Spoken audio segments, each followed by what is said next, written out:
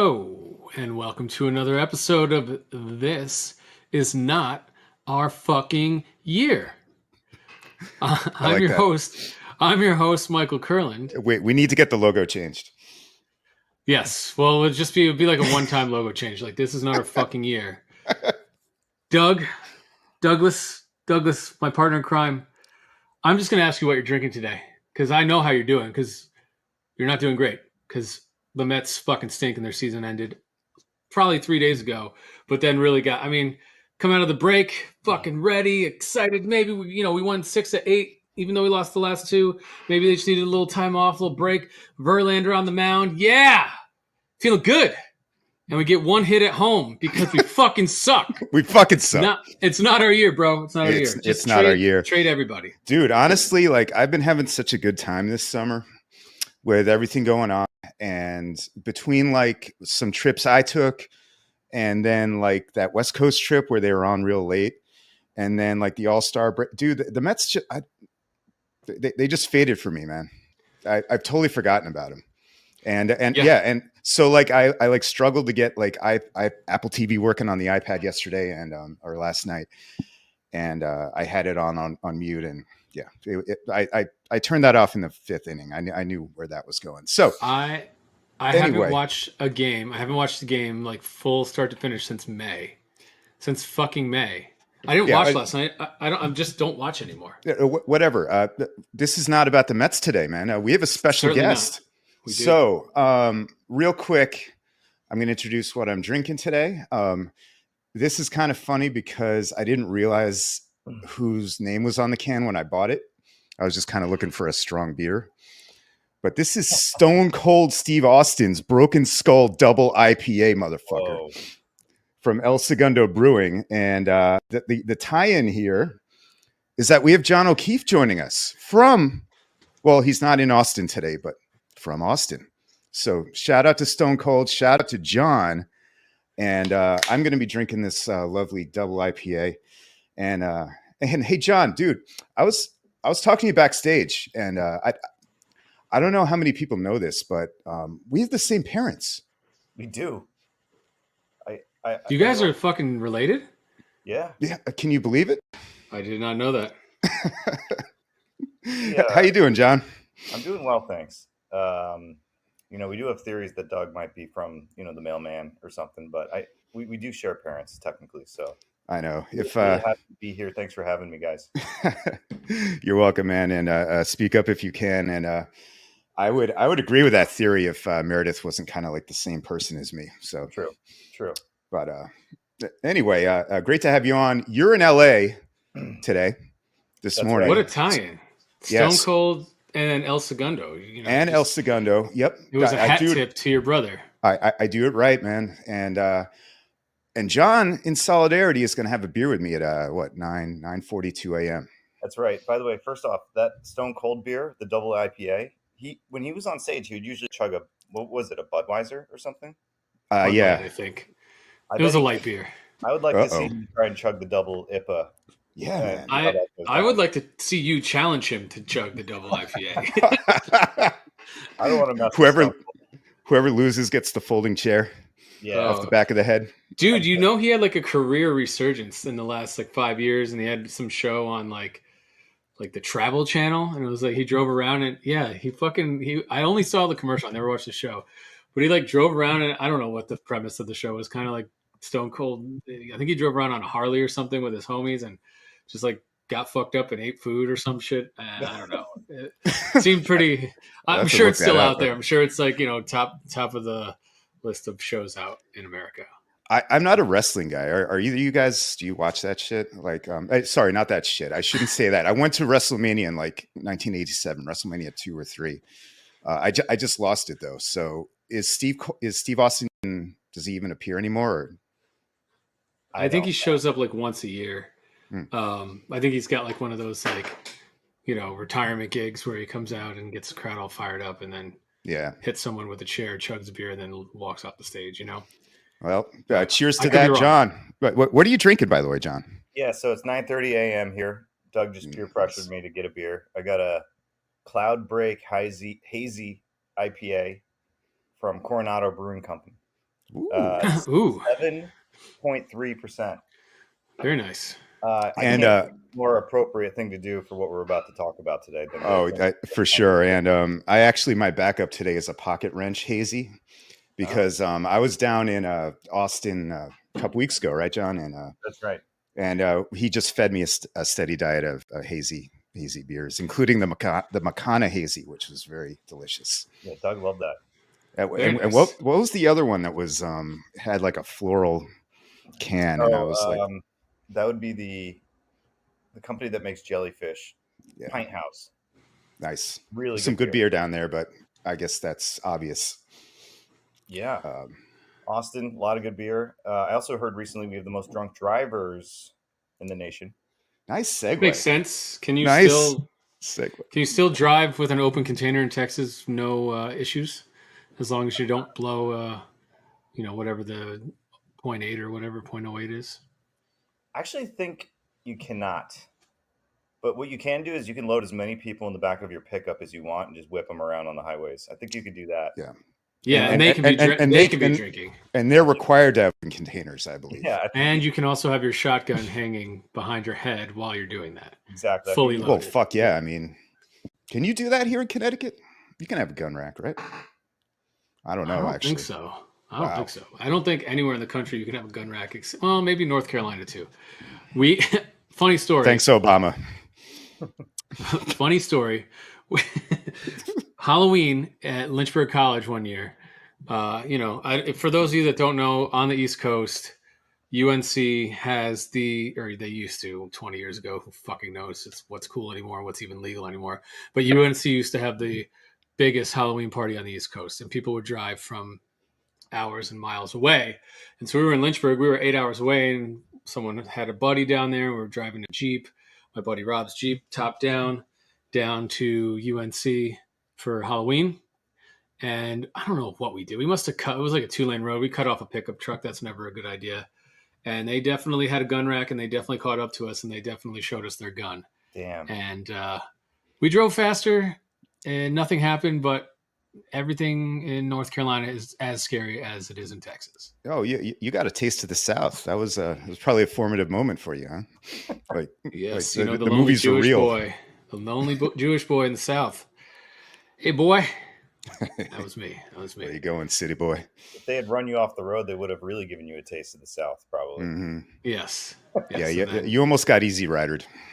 Pulled me into their cabin and showed me their ukulele and banjo. Yeah, a little deliverance action. That's right. I've still never seen that movie. Does anyone recommend it or no? You've pretty much seen or heard the part that you don't want to see anyway. Do I want to see naked Ned Beatty strapped to a tree and violated? I don't know. It's a good, put it on at 1 a.m. after a night of drinking.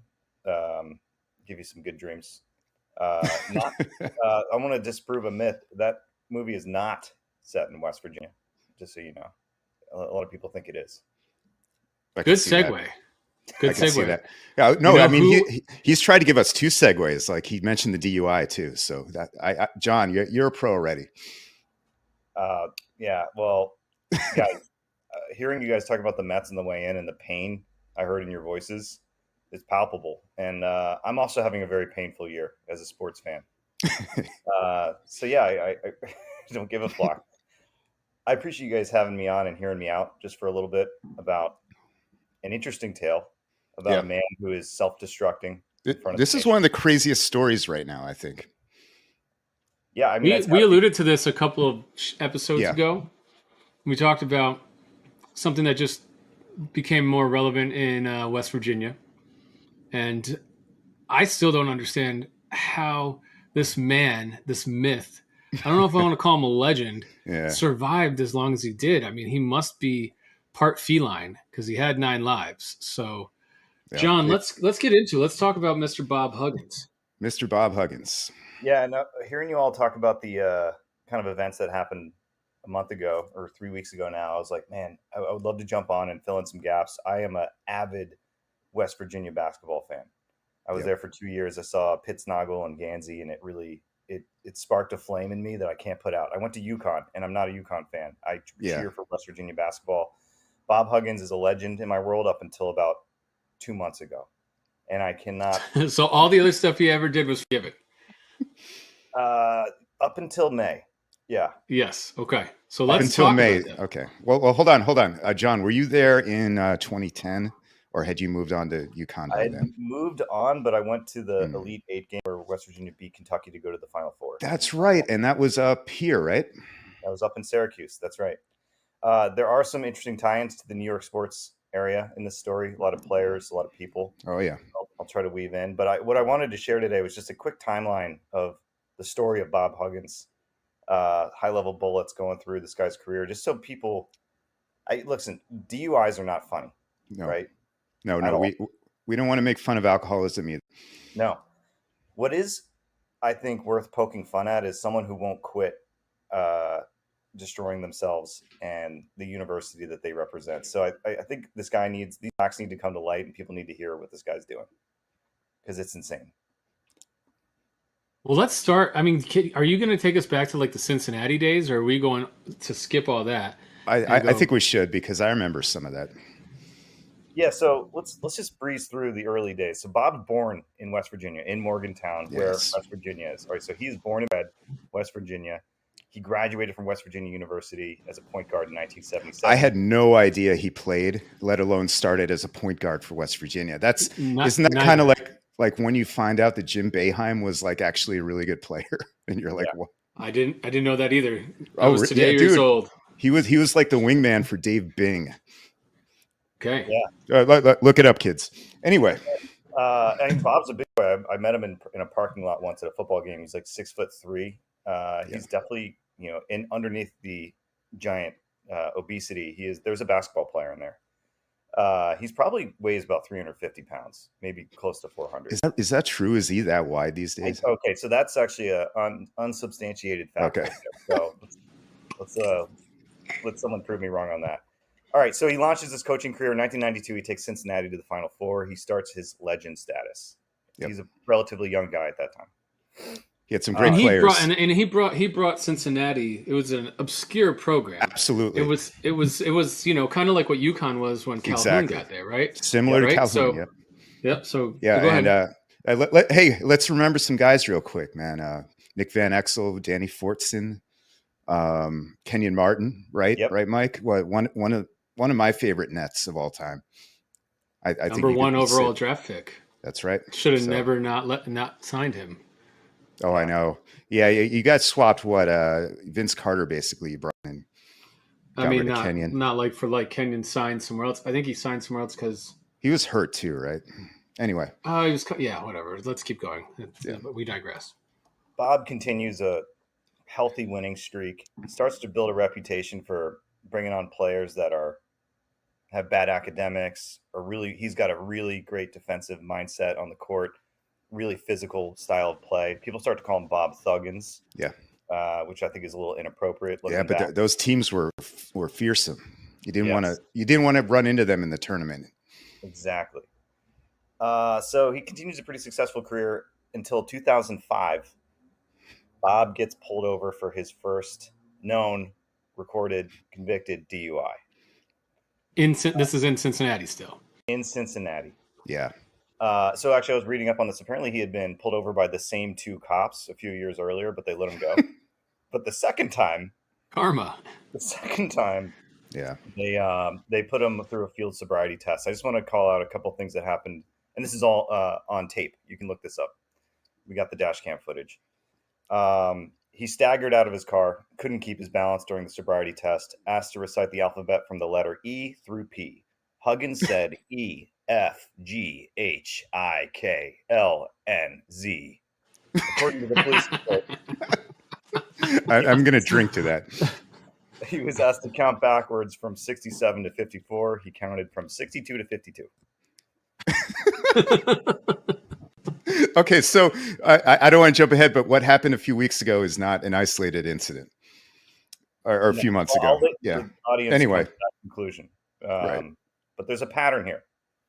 Well, you got to think, like, the guy got pulled over, and I don't know. You can maybe you can answer this. Like I just picture from everything I've seen of Bob Huggins, and I watched from afar that the first time he got pulled over, he was probably like similar to Mel Gibson, who also was on dash cam, and you can go back and look at it like, you know who the fuck I am? I'm fucking Bob Huggins.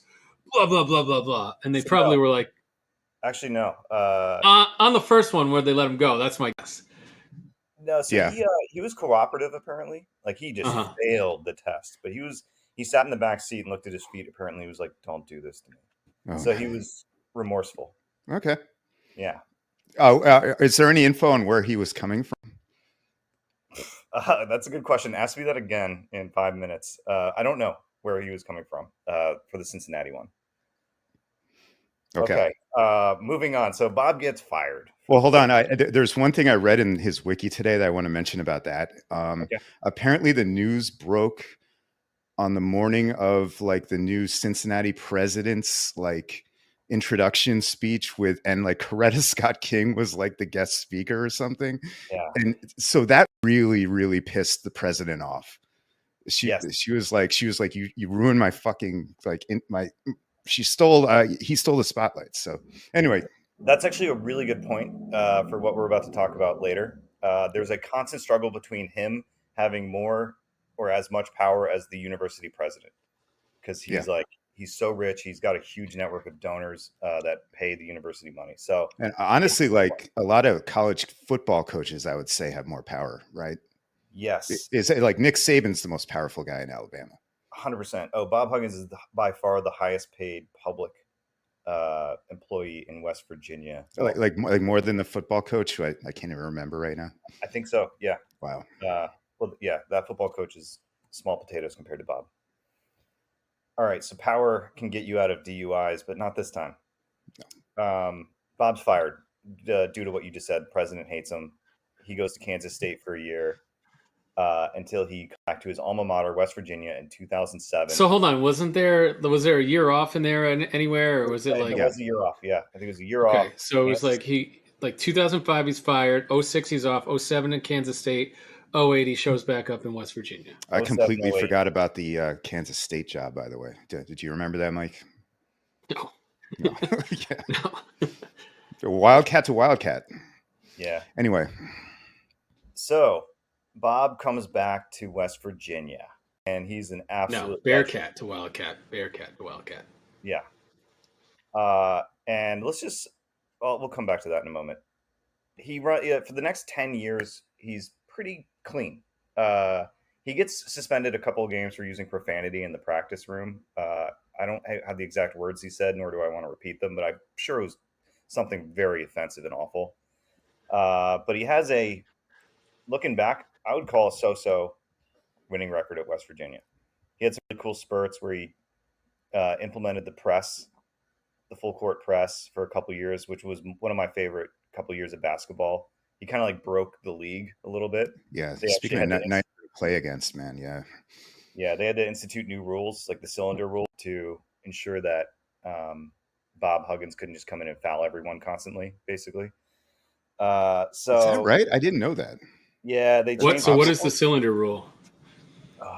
I You know that you know how there's a I think I might be wrong, but is it the one that's under the basket, or is it the rule about like the free for I'm just gonna look it up, the boys. key?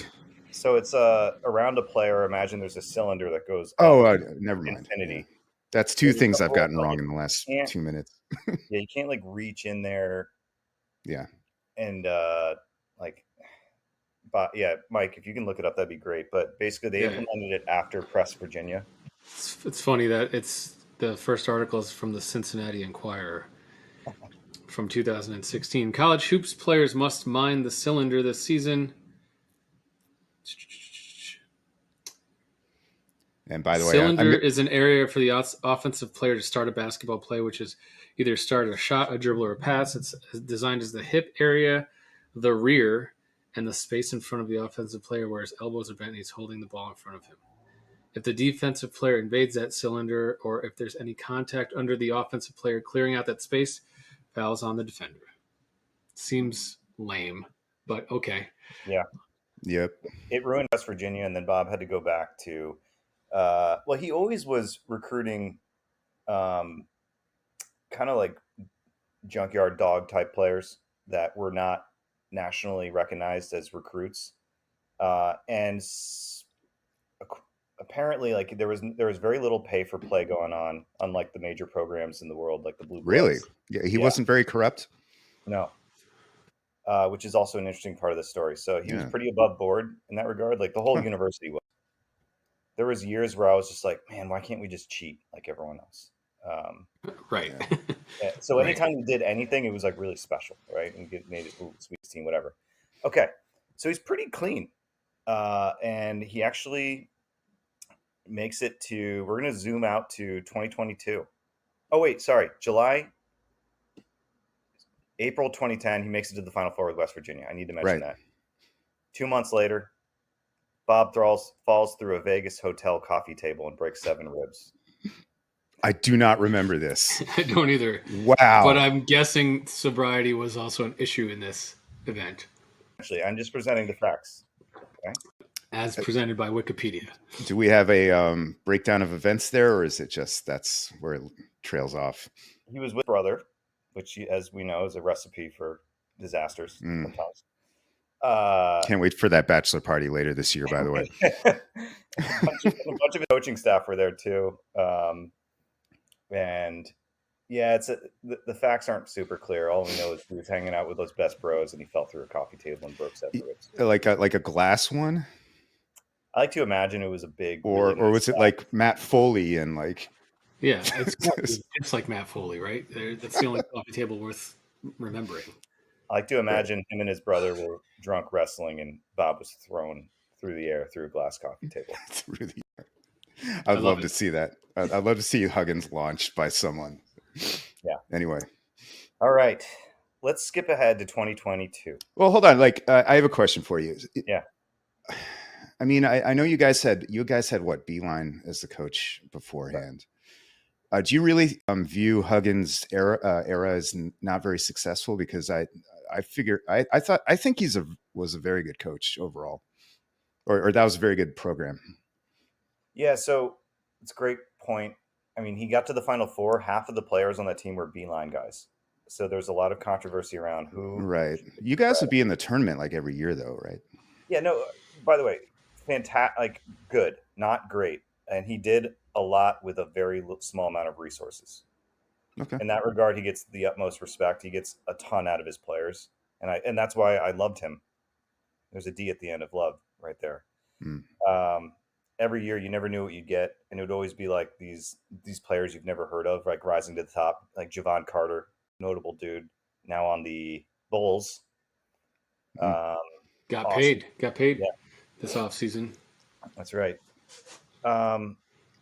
So good, but in the past like 3 years, though, you notice a change. He got older, and he missed the tournament like 2 out of the 3 years. And every loss, he just talked shit on the players, and he wouldn't take any ownership of these losses. And it became sounds really like Boeheim, by the way. The final years of Boeheim, very similar. Yeah, I think you hit a point where you're a certain age and you just won't take any of the blame. Yeah. Yeah. Well, I think you think that you don't want to admit that maybe time has passed you by. And that too. What a lot of ego. What you're doing is, maybe you're not up to date with the newest trends, and you think that your system's going to work forever. Yeah. And we know about that guy, right, Doug? You know that we know a little bit about that guy. Mr. Lamelo. Oh God. So. Well, yeah. I mean, he's doing his own thing, right? But he's doing the same shit. He's just getting paid to do it. So right. And by the way, he's the laziest man ever. But anyway, let's not get off on that. All right, so let's jump in. This is where it crosses into a different dimension. I like it. Before we cross into another dimension, in 2022, Bob's the second winningest active coach of all time, next to Jim Boeheim. Yeah. He's had a 40-year career at this 40-year career at the point. He gets inducted to the Hall of Fame in 2022. Yeah, I mean, again, he's one of the few icons from that golden era for us of like 90s, 2000s. Yeah, like he was one of the last ones still standing, especially after Boeheim retired. was, maybe is still standing. We'll get to that. No, yeah. So in 2022, he embraces NIL and the transfer portal and puts together a pretty solid year. Jim Boeheim retires. He becomes the winningest active coach in college basketball. 2023, just this past April, he puts NIL to work. Name, image, likeness for those who might be listening. It's basically you can pay college basketball players now. He goes out. I mean, you can on top of the table pay college basketball players instead of under the Right. table. Exactly. Pay college basketball players. So now that's legal, and we embrace it, and we go out and we put together the #1 transfer portal class in the nation.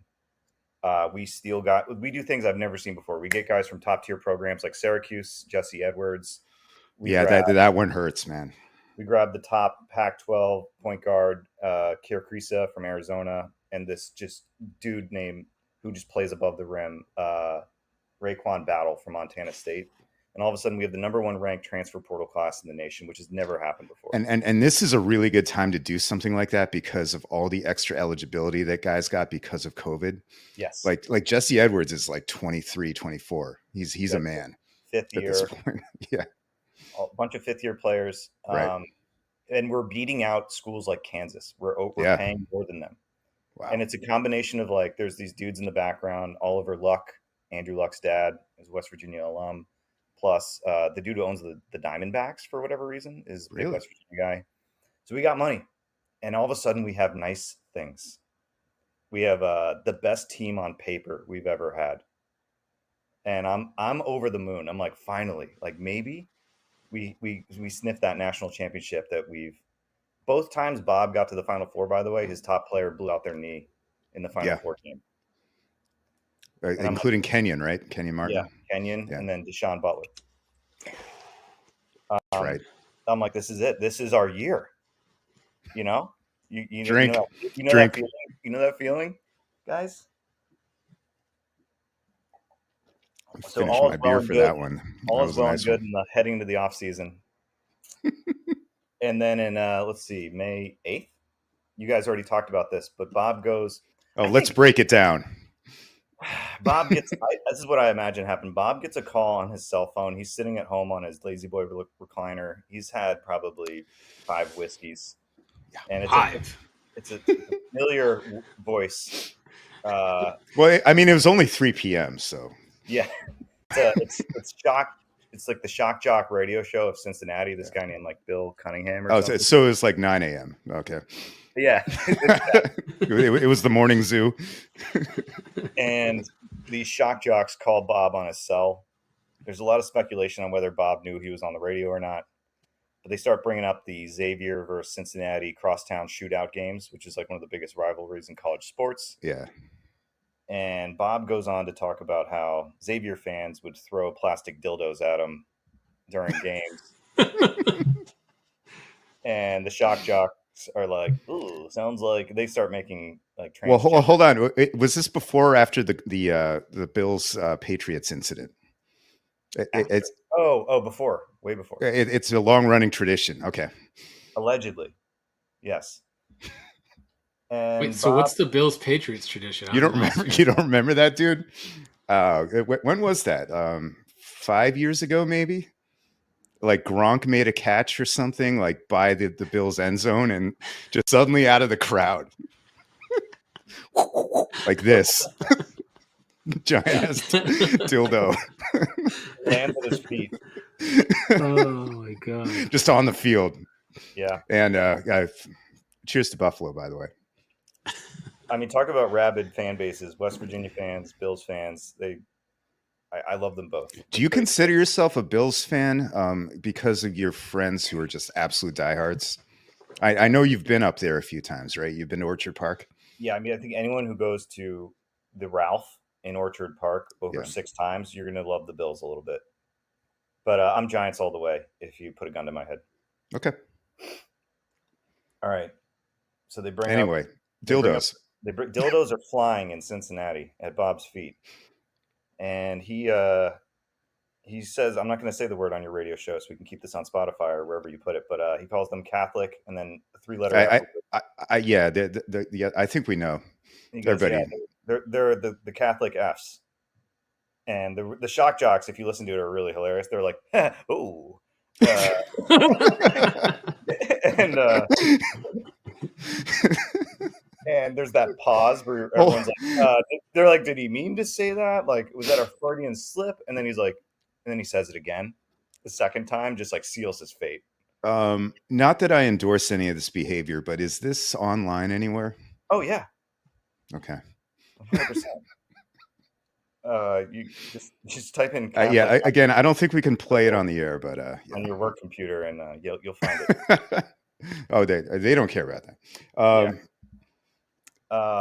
So all right, we got another. This launches a dispute between Bob. Oh, question? Yeah, no, I because I read the wiki before the show, and in the paragraph about this particular incident, it has the following line, and a lot of people, and it's about how everybody was mad. Hi, Tommy, I'll drink. Hey, Tommy. It was about how, the backlash that was deserved, obviously, of these comments, and they were like, there's a lot of backlash. But it also says, while others argued that firing Huggins would be an overreaction since the inappropriate slur that Huggins used has been used for decades in banter amongst the fans of rival teams. That's in Wikipedia. Yeah. So I know they're going for like a heated rivalries, but like, is that an excuse? I'm big on the West Virginia basketball message boards, and nice.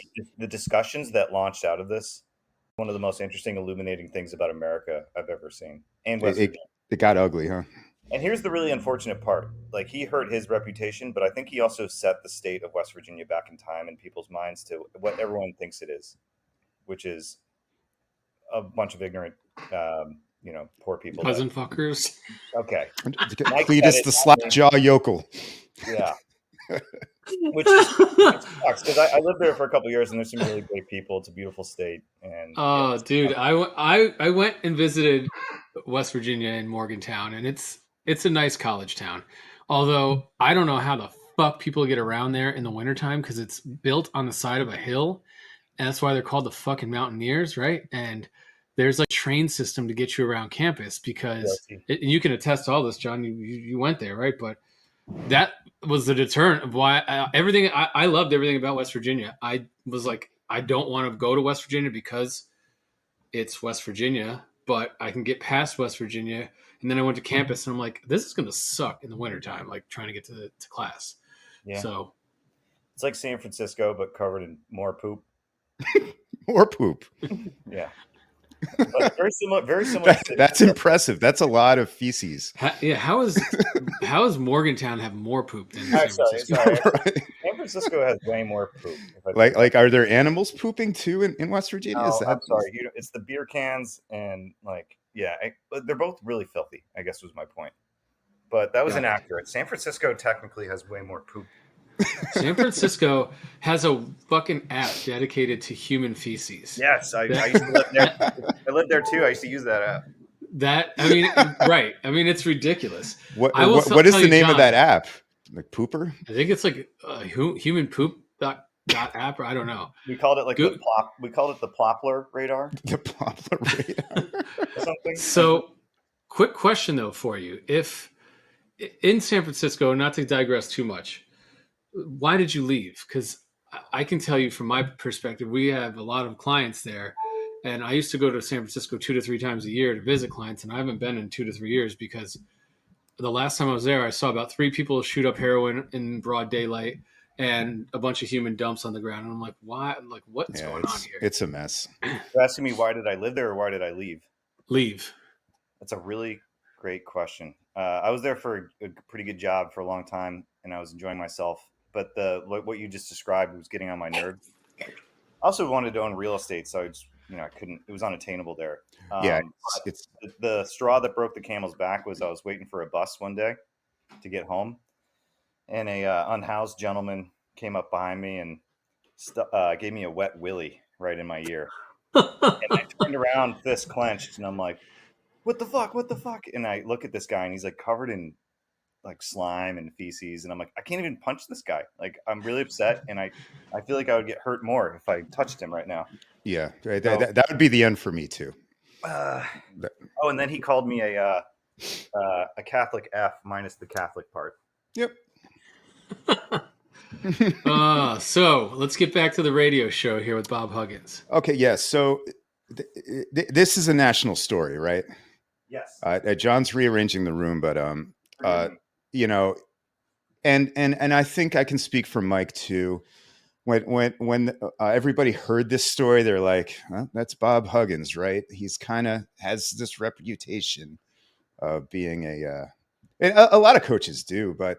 And I'm not defending it, but it's like, were you surprised, Mike, when you heard that story? I wasn't. No, not Yeah. not at all. I wasn't shocked, but I was incredibly upset. I'm like, we have the Yeah. perfect transfer portal class. I'm like, this is the end.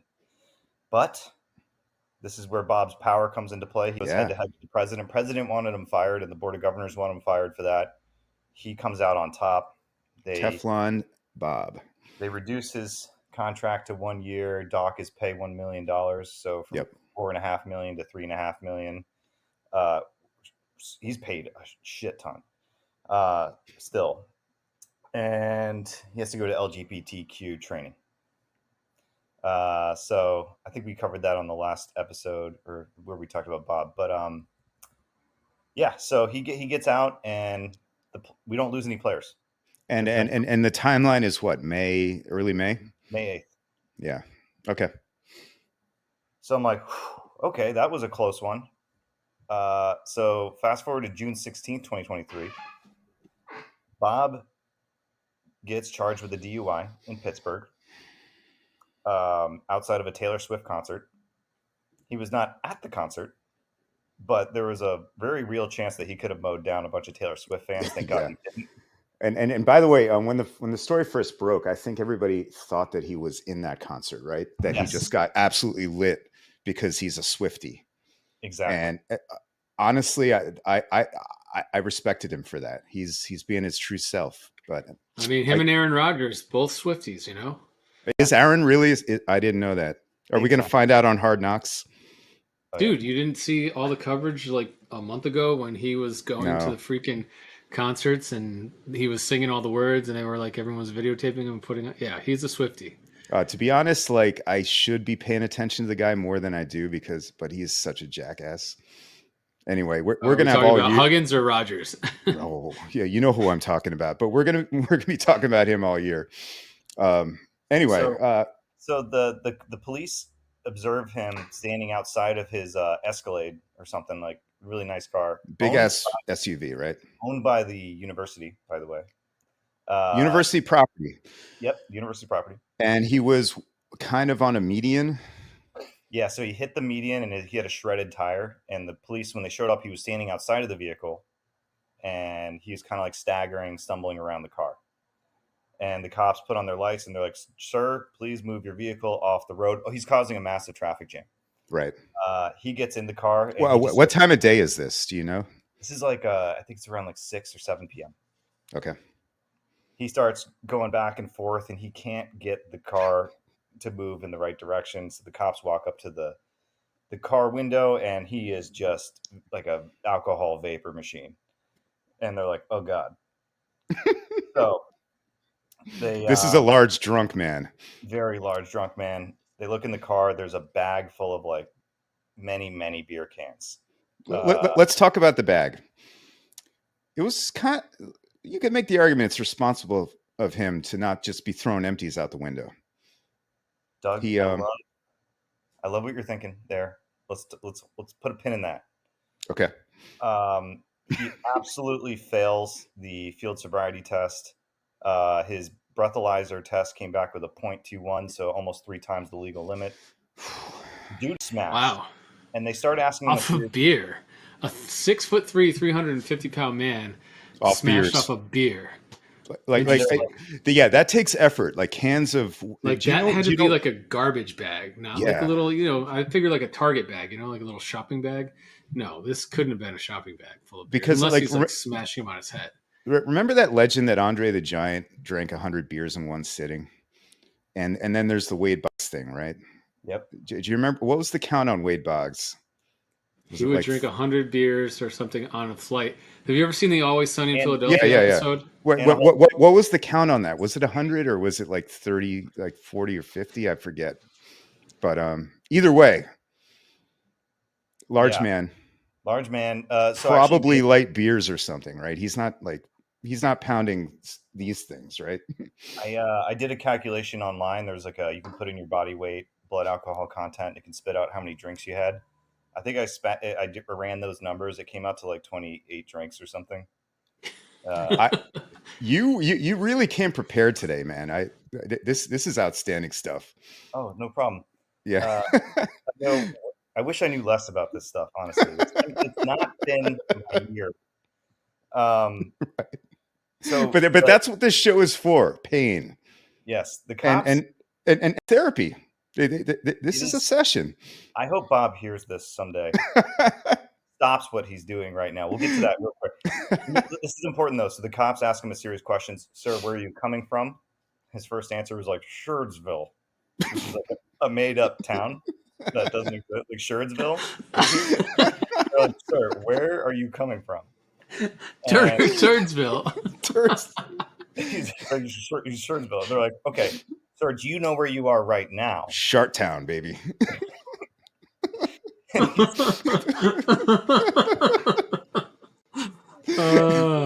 Like, sir, where are you right now? And he goes, Columbus. He thinks he's in Columbus, Ohio. Columbus, Ohio. Do you guys know how? Which is about 250 miles north of Pittsburgh. 250. It's 185 south. Is it south? Yeah. I don't think it's south. No, it's east. It's in the middle of Ohio. Pittsburgh's like this is our year. It's not. This is our geography. I think all of us failed. It's east, I know. guys. Look, northeast. I thought Cincinnati was called the Wildcats, so it's all good. Guys, the point is, have you ever been so drunk that you thought you were 185 miles away from where you really were? In a different state. So, all right, Bob gets arrested for DUI. Do you know why he was in Pittsburgh at all? Like, does he have a connection there? No one knows. Like he doesn't live there, right? No, he was in Columbus earlier in the day. Wow, you guys. So he was. We were all fucking wrong, dude.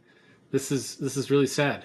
Actually, Doug, you were the southwest of Pittsburgh, man. It is. Yeah. I thought it was north, and John said it was east, but Pittsburgh is east of Columbus. Pittsburgh is east of Columbus. Yes. Then I was totally wrong, and you guys are fucking geography geniuses. So fuck me.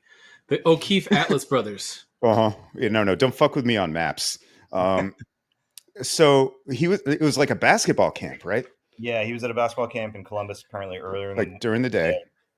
So the police keep asking him what happened between Columbus and Pittsburgh, and he's blasted, and he's like, oh, hang on, he was like, I went to Burger King. So the only piece of information we have is that he had a Burger King receipt that he got out of his car and showed the police. Where was it from? Like, what town? Was it from Shardsville? Look at that. Let me quiz you guys. There really is a Shark Town, Ohio.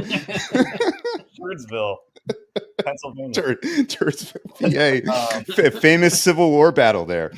So the receipt was from 1 p.m. and it was at a Burger King in North Pittsburgh, which means he went to Burger King, and then 6 hours later, he got a DUI outside of the Taylor Swift concert. And no one knows what happened in between. My goodness.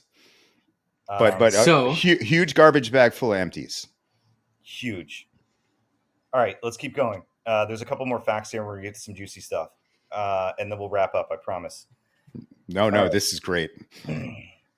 Huggins the next day, releases a statement via the university Twitter and other university communication platforms, announcing his resignation from West Virginia. In the statement, he announced his retirement.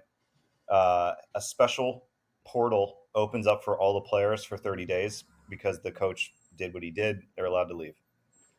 The other interesting thing that I learned about this is that if you're a grad student, like you graduated your university, you can transfer pretty much at any time, which I thought is an interesting college basketball learning.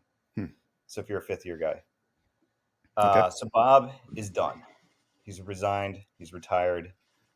His daughter, Jackie Huggins, releases a tweet blasting the university, saying, "My dad's not an alcoholic. He just did what 90% of us have done in our life: drive 3 times the legal limit." Hope that's not Drive true. blackout Driven drunk from from Columbus to Pittsburgh and stopped at Burger King. Exactly. at absolutely blackout. So she's I have to say, I question, like, the alcoholism is clear, right? But I question the man's decision making capabilities Right. because he chose to eat at Burger King. I haven't eaten No, at no, Burger hold on. King. Hold on. I have not eaten at Burger King or McDonald's either, unless I've been really drunk in like the Fair. last So, two but I mean, decades. I haven't eaten at Burger King probably since I was a teenager, and I haven't eaten at McDonald's unless I've been drunk since I was a teenager. So to choose Burger King over any of these other places that you could have possibly eaten at, I mean, you were in Columbus, you could have stopped at like Skyline, you could have stopped at like there's I don't know what's about the that. Bob's Big Boy. I mean, he probably likes that, and he went to Burger King. Come on, continue, John. I'm sorry. No problem. I agree with everything you just said. So his daughter releases a statement on Twitter, and one quick funny thing I'll call out from it, and she's ranting about the media, distorting the facts, blah blah blah, and she says beer cans all over the car, quote unquote. The cans were in bags, and they weren't all beer cans.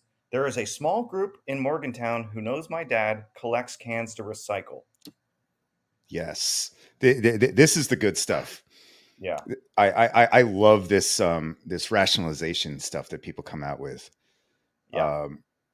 Well, God, never mind. Go ahead. So anyway, that's just a funny sidebar. The family melts Yeah. down publicly, and she deletes the post. But the thing that really broke my heart starts to happen. Which, well, by the Yeah. way, I'm really glad Well, Bob did. hold on. So the university received a resignation letter on like the day Let's or two hang on, after. hang on. We're gonna go deep on that in just a Okay. moment. That's the end Okay. of the story. And by the way, the story's not over. So we're not gonna have a conclusion on this episode. But players start transferring. We lost our 2 best guys from last year into the portal. I thought this was interesting. Trey Mitchell went to Kentucky and rumored got $800,000 to go play there for a year. Joe Toussaint goes to Not Texas bad. Tech, rumored for $400,000. He was our like fifth, sixth man. So like these dudes are getting paid these days, which is How really do great. those payments like rank? Is that are guys getting like a few mil for this? There's no cap right now. Yeah. They're talking about putting in a cap. Is it transparent though? Like you can look up who gets what? No. Wow. There's going to have to be a cap at some point in time. Yeah. It's what I've always talked about. Every single team should have the same. Like, if you're starting point guard for any Division One team, it should be $1 million. You want to talk about parity? You will have parity right away. The problem is like you alluded to before, John, is the donors. They will, Yeah. they will make that their team can have as much money so that West Virginia and what's the other West Virginia college that I can't think of right now? Marshall? Marshall can't, they'll never be able to compete because Marshall doesn't have the boosters that West Virginia does.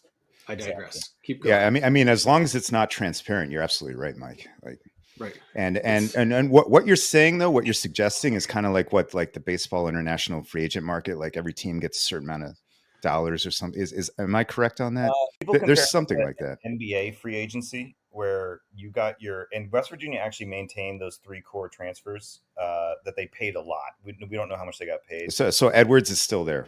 Edwards, Battle, and Crease are still there as of And today. I'm sure they have to give the money back if they don't play for that season if they've collected any. No.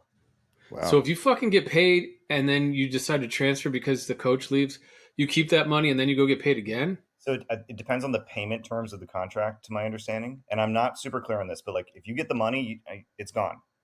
Right? The university is not getting that back, or the donors aren't. So there's a dude actually on West Virginia in the transfer portal that didn't play last year because he couldn't get a waiver. He got paid, and he's about to transfer, so he got free money. Never played a minute at West Virginia. His name's Jose Perez. Good job, Jose. Yeah, he's just collecting. He's like 26 too. All right. So there's a mass exodus on the roster. We lose all our death pieces. All of a sudden, the team goes from incredible to we've got 3 really good players and then a bunch of question marks. So Did you guys super. name a replacement coach right away? Yeah, no, it took some time. There's a lot of controversy there. They almost brought back Beeline. There's a Yeah. rumor that Bob Huggins crew stopped that from happening. And this is where we start Wow. to tie into extreme narcissism by Bob. I don't think he wanted Wow. someone to step in and actually be successful. Yeah. He really didn't. So they name his like graduate assistant guy interim coach for a year, Josh Eilert. So we're like, whatever. We got Josh Eilert. The players like him. Whatever. Let's move forward. July 2nd. Wait, there's more? I can't believe there's more. Oh, dude. This is where it gets really wacky, and I'll go quick. I know we're almost out of time. No, we no. got time. We got time. We can go over. Okay. Yeah, we're On July 2nd, 2023, a letter sent to West Virginia Huggins through his attorney, David A. Campbell, claimed that he never signed a resignation letter and never communicated a resignation to anyone at WVU. Huggins threatened legal action if he was not given his job back. Okay. it's one of the craziest stories right now. So he's basically This is- claiming that and nothing and you didn't mention like kind of not my favorite part because this is bad, but like I think the most notable part of that part of the story that he's blaming his wife for sending the email So no, with so underneath that letter, there's like a detailed report where he's like, he claims he's like right after the incident, I checked myself into a rehab center. He's like, my wife sent that email noting my resignation, which doesn't count in the terms of my employee agreement as a resignation. So he's basically throwing his wife under the Yep. bus, which is a ludicrous claim. He also publicly sat with the players and told them, I'm not going to be your coach next season. So there's that whole fact that he's ignoring as well. And I think the reason did you say publicly? Like what does that mean? Like he was all over the news, like, hey, like everyone, Okay. he like had a Zoom call with his players. Okay. And said, guys, I'm not going to be your coach next season. Okay. So there's like 15 witnesses of that. He throws his wife under the bus saying she resigned on his behalf, so it shouldn't count. His lawyers, he has like 3 lawyers, and the university's like, which one of these lawyers is representing you? And one of the other guys is like, I have no fucking idea what's going on. I quit. So, he's like, I'm not part of this. Yeah. And now we're in like a standoff where he's threatening to. And the reason why I think he's doing this, it's not a good idea. Yeah. But there's rumors that the DUI is going to get thrown out in court. How? It's crazy. Yeah. How? Because I'll tell you how. The cops fucked up? Well, John, you tell me how, because I don't want to overstep, but I can tell you what I know about DUIs. So I can tell you this: I've never gotten a DUI. I stopped. We've all had too many drinks and driven. And the last time I drove drunk, I got so smashed right before I moved to California, and I didn't know where I was going. If I had gotten pulled over, I would have gone to jail. And I drove what I thought was a street, and it was someone's lawn. Thank God it was someone's driveway, and it was like a long driveway. And I realized Holy it was shit! a driveway. You Billy Joel'd it. Wow. Yeah, so I slammed on the brakes, and I was like, "Okay, what is going on?" Like I drove home, and I was like, "I'm never doing that again." And I have Ubered ever since then. Right. But that was when I lived on Long Island, and ashamed of that. Should have never done that, But being honest, and no one got hurt. Nothing bad, thankfully, happened, and I was just a wake up call, never doing it again. I don't think anyone's an angel on this issue at all. Sure. But with the advent of rideshare, that's a very good point. But also, when you're getting paid that much money by the state, why do you not have a driver? Like, why? I've never understood that, but this is how I think it's like a boomer thing, right? Like they're just so fucking attached to their car. It's an ego. It's an ego maniacal thing. It's an ego thing. Like I'm Bob Huggins. I can drink this many, and I don't think anyone ever goes out with the intent to get so drunk that they can't drive. I think it just if you're an alcoholic, you don't have a stopper. But what happens is you find these attorneys that specialize in DUI litigation. And what I learned on Long Island was the attorney had a really good relationship with one of the judges, and you just pay the attorney enough money, and the judge will, drop Yeah. the charges. And There's a different tier of justice for the wealthy, right? yeah, I think so. Fortunately or Unfortunately, unfortunately, right. The other thing that's So weird is he used his accelerated rehabilitation in Pennsylvania, which I'm I've used. familiar with that. The same. Yeah, Uh, but I I'm burned that shocked. one too. I'm shocked that he in can use that in multiple states because he probably Oh, used it. yes, really? it's statutory, right? It's got to be statutory. Oh Yeah, my God, I didn't know that. So I could screw up in other states. I've only burned my Connecticut AR. that's right. So Interesting. you got some eligibility in other states. Nice. It's been a long time. I think I used my accelerated rehabilitation in the 90s, but Yeah. it's I good. It's remember good to that. know. There's this big statement from Bob explaining why he should have his job back and how he didn't resign. You can go read it online. It's hilarious to read. Oh yeah, I've seen the statement. Well, I think he had enough time to devise a plan, right? Yeah, And I well, think he's what, go ahead. 69 years old, is that right?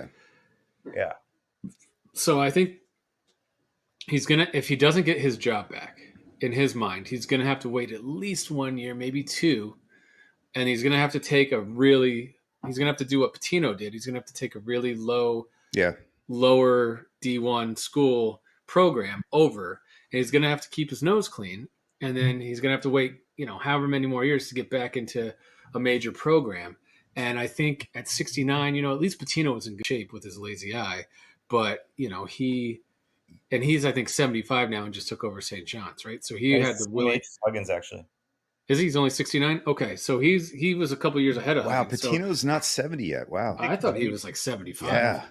So anyway, I think Huggins sees the writing on the wall. If I'm Well, going to go all in on this, try and get my job back, and if I can't get it back, then I'll just yeah. go drink myself to death, right? And to add on that, and I don't want to steal your thunder, John, but the article I saw in the Defector breaking this whole mess down is that, or in the comments or something, the theory is from like a legal standpoint, even though it's like bullshit, he's going to angle for a wrongful termination suit. So Yeah, at the very least, he's looking for a payout. yes, there's a theory that he wants more money, but Yeah. I think he legitimately thinks he can get his job back. Yeah. Oh, sure. Like that doesn't surprise me with the ego, but He doesn't need the money. no. It would But he shock. probably got but counsel to go for it. but you got to think. So I was having drinks with a buddy last night, and the story's going to make sense, so bear with me. So he bought him and his old partner had a company together in 2018. My buddy's in his mid 40s, his partner's in his late 70s right now. And so they sold about, they did a buyout kind of like merger. And so the older guy got bought out, the younger guy merged with the new company, and there was like a deal, terms of the deal, 5 year earn out for the older guy, which would take him to 79. And he's telling me now that the guy, he's fighting him on the contract because he made it to 79 and he's going to keep living, and he wants more money to come in. So to your point, like, you could say he has enough money, but when you get that old, like, that's all you really got. Money's like oxygen True. to them. What else? They don't have their youth. There's They a can't certain be. lifestyle, right? Yeah, and not even that, but like, you can't.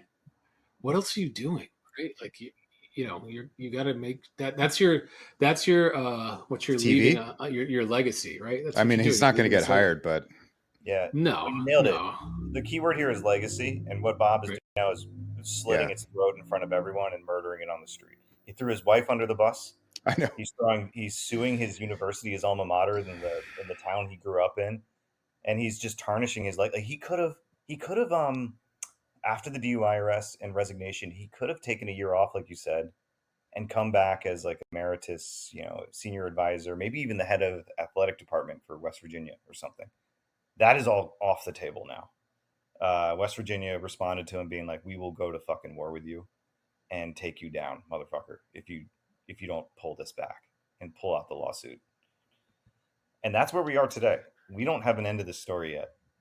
It's a horrible look for us. It's going to hurt recruiting. It's going to hurt the players' mentality. And how about the guy he volleyed or not volleyed? He vied to get replaced as his replacement, Josh Eilert. he has to be thinking like, what the fuck, Bob? You put me in this position, and now you're saying I'm not good enough. You want your job back? Like, what the Yeah, hell? that's messed up too. How long has he been an assistant? 17 years under Bob Huggins. That's messed up. Do you think the wife was on board with this flimsy excuse? Yeah, 100%. because she wants the money too, right? There's no way you throw your fucking wife under the bus who No. you live with unless she's on board. I can attest to that. Is she the first wife, by the way, or is he like a serial wife First, guy? first wife. I mean, look at Wow, like same wife all like this whole time. that. He has one lover in life, and that's himself Wow. and alcohol. Sorry, I said That's one. two. Two. Two. Sorry, it's 9:30. I had a beer. I think this is how Wait, Bob must you think. should have more. Yeah, You should have 27 more and go to a Taylor Swift yeah. concert. I gotta get Well, on a flight in like an hour. yeah. No, he's flying to JFK later, so Nice. let's Wade LAX. Boggs it. Are you at LAX currently? No, I'm in my friend's Yeah, apartment. that looks like the holding room in LAX. It does. Yeah, Yes. I'm already detained. I saw an I love imaginary person on the plane. I thought it was Bob Huggins. It was a lizard, Bob Huggins. Yeah. Imagine having to sit next to Bob Huggins and coach. Oof. Did you guys see that video of the lady who saw the? Yeah. Well, okay. Yeah. Do you His think eyes blinked like a lizard. They let her off the plane, dude. I would have been like, get me off this plane too. It didn't take off for like another 6 hours because of her. I feel like, yeah, one out like of the three best flights- part was when everybody went Yeah. for the That invisible guy. motherfucker right there. And everybody's Is it like, real? What is going on? Like 1 out of 3 flights, I see someone get walked off the plane saying weird shit like that. Like 1 out of 3. yeah.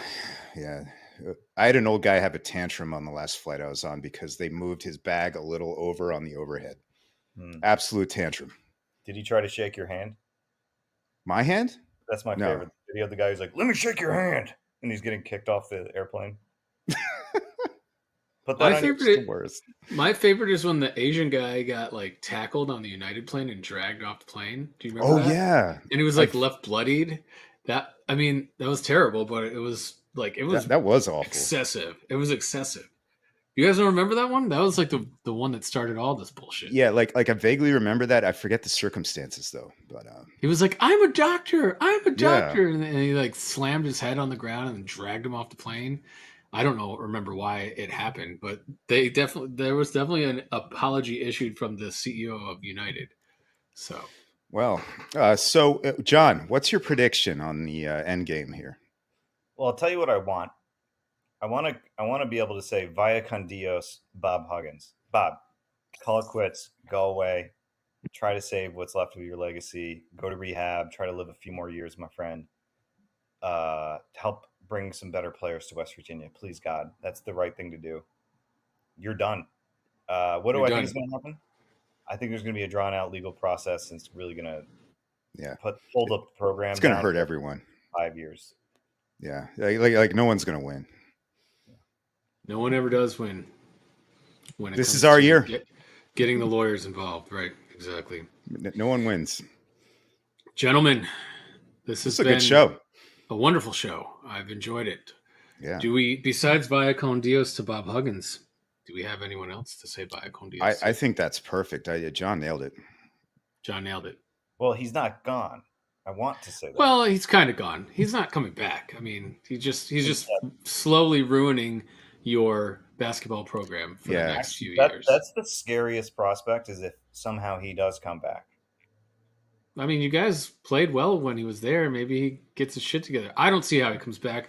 I don't see how the university could allow him to come back, because it would just be, they would be such a joke. You couldn't, right? You know, like you couldn't. No one would want to go there because like there's no stability. They got to have him stay gone, and he, I think, has to recognize that too. And I think at some point, someone's going to be like, Bob, you're wasting a shit ton of money here. What are you doing? Like, you're not going to get your job back. So maybe he is angling for more money to just have them, okay, I'll go away if you give me $6 million or whatever. And then, okay, I'm dropping the case here. We've settled out of court. I love my wife again. I love alcohol again. Let's go to a Taylor Swift concert. So, I mean that's how I feel after having 1.5 beers today. So I'm going to see if there's a Taylor Swift concert around. I think you should have to. John, did you finish your beer? I did. I think Doug, you should have to slam that before we go. That's what we should My say. my second beer, just for clarification. Yes, okay. Bio con Dios to that beer. Oh, there's a can over here. Let me make sure there's no beer in there. One of those big California cans.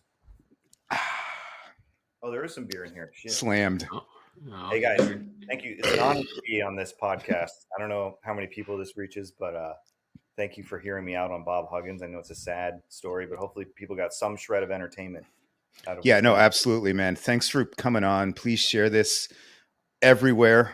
We need the views. Yes. And I want you back, actually. Yeah, you did a great job. So you did a great job, John. Thank you so much. This is about as deep as I go on sports. So yeah. No, I want to have you back on. We're gonna have a Bills Mafia episode. I think we need to have you back. Oh yeah, actually, I could go pretty. We should bring TK in for that. Yeah, yeah. Only if you guys are in the same room and one of you gets slammed through a table. Yes. Can I? That's how we start the show. I'm gonna tease one thing. We slammed a table in like 2007, which was way before it became it wasn't even a mafia back then. And it was at the Ralph. Or no, yeah. We could talk more about this later, but yeah, I'd love to. We'll have you back, John. Teaser episode. Actually, right before a Jets Bills game. Let's do it. Yes. Opening day. That's right. Well, appreciate you guys. I'm going to wrap it up here. Yep. Have a wonderful weekend. Thanks for watching. We will see you next time. Adios.